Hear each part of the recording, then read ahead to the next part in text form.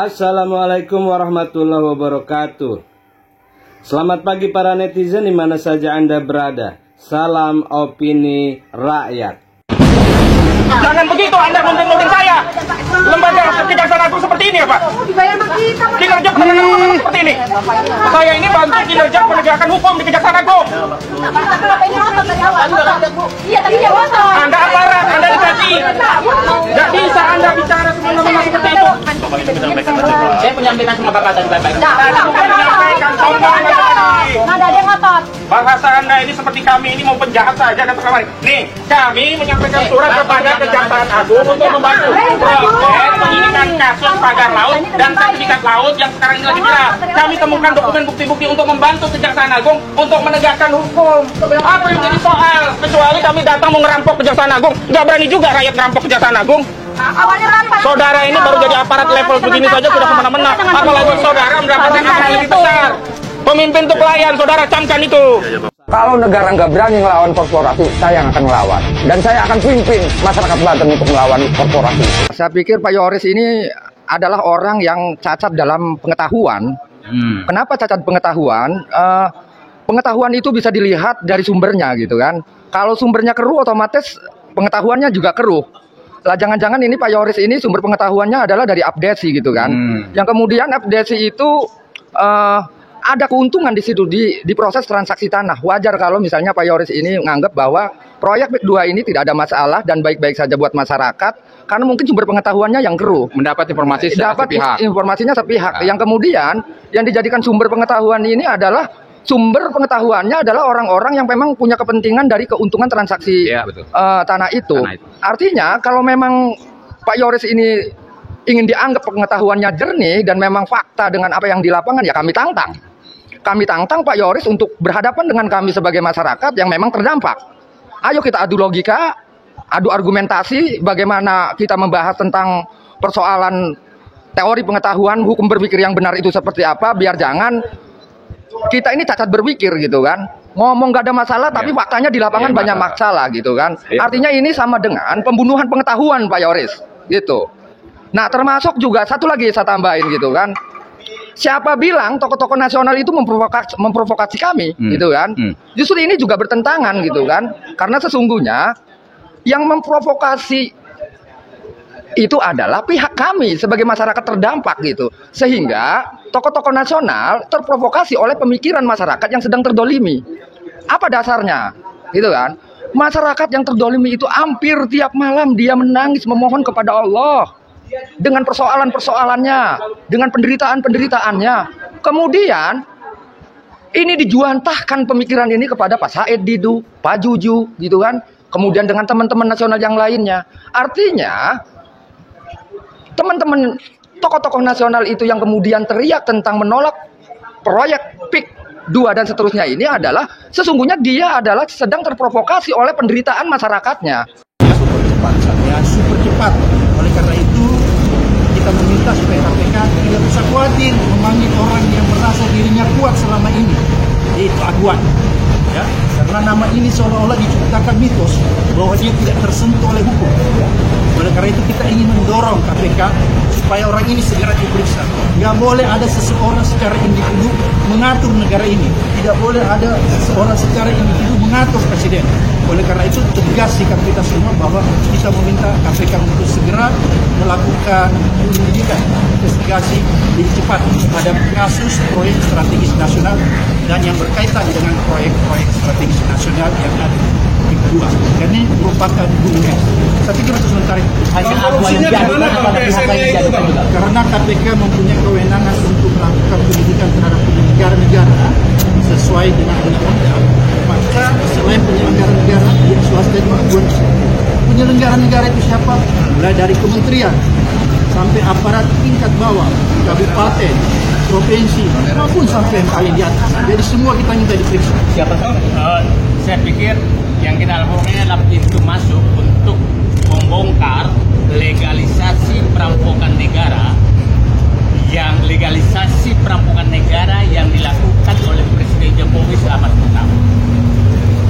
Legalisasinya banyak sekali melalui PSN, penyiaran tambang, pengambilan hutan, perkebunan, lahan dan lain-lain itu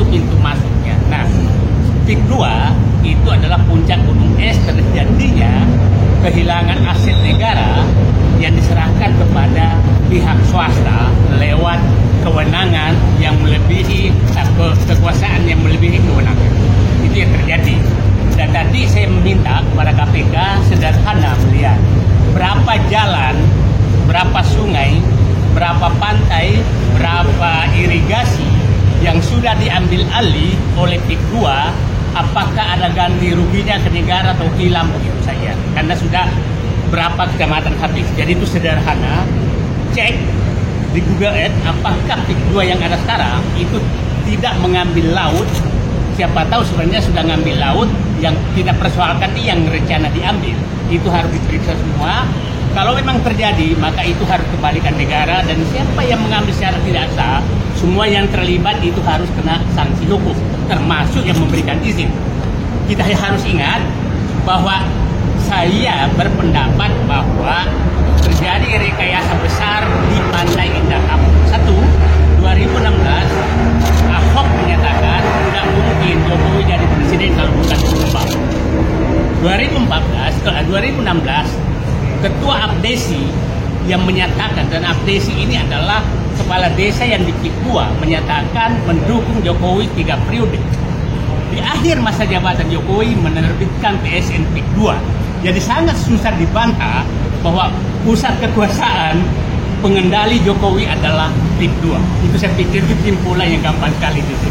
Itu saya pikir dari KPK, kita berharap KPK udahlah masuk yang jalan sederhana saja, periksa aset negara yang sudah diambil. Jadi confirm yang dilaporkan adalah aduan Jokowi atau ada nama lain?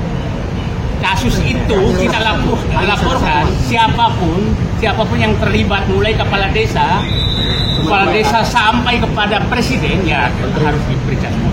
Percaya nggak Pak KPK bakal memanggil aduan itu Pak? Berani? Nah, Makanya kita semua harus kawal. Percaya nggak? Ya. Saya gembira ya dengan perkembangan terakhir. Sesudah dipanggil oleh Pak Prabowo, semuanya lalu membongkar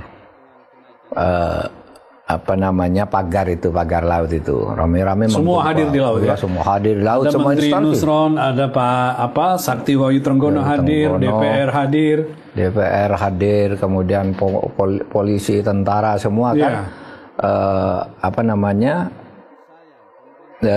Sektor-sektor yang mengurusi kelautan semuanya hadir kan, mulai dari Bakamla, Polairut, Angkatan Laut, semua hadir. Nah, bagus banget ini merespon Pak Prabowo. Tapi satu yang belum, dan itu sangat penting, yaitu sampai saat kita bicara ini, ya, sampai akhir pekan kita rekaman ini akhir pekan lalu berarti ya. Ini belum ada kejelasan proses hukum. Padahal ini pelanggaran hukum luar biasa. Perampokan terhadap kekayaan negara, perampokan terhadap sumber daya alam yang dilindungi oleh undang-undang untuk tidak boleh dimiliki oleh siapapun pihak swasta kecuali negara. Tidak boleh perusahaan, tidak boleh perorangan. Karena di dalam hukum kita tidak ada hak guna laut. Yang ada hak guna bangunan itu di bumi. Nah, kok hak guna bangunan diberikan di atas air dan sudah dikapling? Itu sudah dikapling itu berarti ada niat jahat. Nanti kalau sudah penuh, ya karena abrasi, karena penuh ini kan sudah tampak menjadi daratan. Ini lalu dibagi, bisa diukur meternya. Kalau masih laut kan tidak bisa diukur, orang bergerak-gerak gitu terus kan. Nah, ini nanti diukur meternya, lalulah menjadi reklamasi kan itu. Nah, oleh sebab itu ada 3 pihak ini yang seharusnya segera bertindak. Ya, untuk proses hukum. Untuk proses hukum pidananya. Yang kemarin itu proses hukum administrasi sudah. Yang kemarin administrasi ya? Iya, administrasi dong. Administrasi pemerintahan ini tidak boleh nih melanggar ini aneh. Itu nanti hukum administrasinya biar berlanjut. Tapi ini kan jelas hukum pidana. Ini jelas hukum pidana. Mengeluarkan sertifikat. Pertama, itu laut berarti nipu. Yang kedua, itu laut itu tidak boleh disertifikatkan. Kan gitu. Nah, oleh sebab itu ini yang harus bergerak siapa? 3.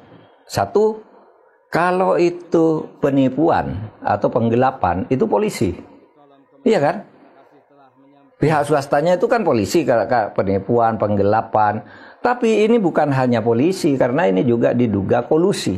Bermain dengan pejabat. Bermain dengan pejabat itu artinya kan kolusi. Kalau kolusi itu pasti ada uangnya yang diberikan. Kenapa diduga bermain dengan penjabat? Karena bisa keluar sertifikat resmi. Bukan hanya 1, kalau 1 tuh keliru kali ya. Tapi ini 263 masih ada lagi di berbagai daerah lain, di mana kemarin itu Sidoarjo. Melibatkan 2 perusahaan dan beberapa seorangan, ya. Iya kan, pasti itu kejahatan. Nah kalau sudah kejahatan ini kan tinggal kalau mau diambil aspek korupsinya karena pejabat diduga nerima suap, ya kan? Maka KPK, Kejaksaan Agung dan Polri itu bisa melakukan tindakan. Mungkin Anda tanya, siapa sih yang harus melakukan tindakan apa? Kejaksaan Agung, apa polisi, apa? Siapa harus duluan yang melakukan itu? Ya. Itu menurut hukum kita yang duluan mengambil tindakan itu tidak boleh diganggu. Siapapun.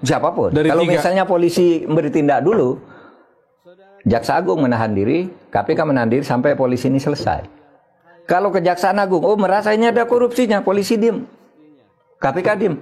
Kalau Jaksa Agung diem, polisi diem, KPK turun dong. Berarti tiga-tiganya punya kewenangan. Punya kewenangan dan tidak usah berebutan. Siapa yang sudah tahu lebih dulu atau mengambil langkah lebih dulu itu tidak boleh diganggu oleh dua institusi. Dan ini kayaknya bukan berebutan, Pak, saling menahan ini. Nah, ini saling karena belum ada yang mengusut. Saling takut kayaknya.